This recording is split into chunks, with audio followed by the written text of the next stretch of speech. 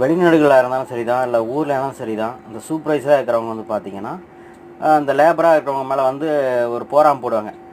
ஆனால் வந்து அவங்க போராமல் போடுறது என்னென்னா, அவங்களோட மேலே உள்ள மேனேஜரோ இல்லை பாஸோ பாரு அவங்களாம் ஒரு கம்பெனி வச்சு நடத்துகிறாங்க. அந்த மேனேஜர்லாம் நம்ம ஜாலியாக இருக்கான், நம்மளை விட ஜாலியாக இருக்கான், ஸோ அவன்லாம் வளர்றானே போகிறானே வரானே அப்படின்னு சொல்லிட்டு அவன் மேலே ஒரு போராமல் போட்டால் ஒரு லாஜிக் இருக்குது. ஆனால் வந்து லைஃப்பில் வந்து போராமல் போடுறதே ஒரு தவறான விஷயம். தன்மையினே தன்னை சுடுங்கிற மாதிரி யார் என்னதுக்காக போராமல் போகிறோமோ அது தன்னையே வந்து அஃபெக்ட் பண்ணும் அப்படிங்கிறத யாரும் புரிஞ்சிக்க மாட்டாங்க. ஆனால் வந்து பார்த்திங்கன்னா இந்த வெளிநாடுகளில் வந்து லேபராக வந்து ரொம்ப 24 ஹவர்ஸை வந்து கஷ்டப்பட்டுக்கிட்டு வீட்லேயும் கஷ்டம், வேலை இடத்துலையும் கல் வெட்டி மண் வெட்டி கம்பு கட்டி வெயில் மழை பார்க்காம ரோட்டு வேலை எல்லாம் பார்த்துட்டு வச்சுருப்பாங்க. வருஷத்துக்கு ஒரு முறை வந்து அந்த கம்பெனியில் வந்துட்டு ஏதோ சேலரி இன்க்ரிமெண்ட்னா பெரிய அளவுலாம் இல்லை, $1 இல்லை $2 ஏற்றுவாங்க. அதை ஏற்ற விடாம அவன் அதை பண்ணுறான், அவன் சரியில்லை இவன் சரியில்லை அவனை ஏற்றாத அப்படின்னு சொல்லிட்டு எங்கே வளர்ந்துருவானோ அப்படின்னு அந்த $2 கொடுத்தா அவன் வளர போகிறான்.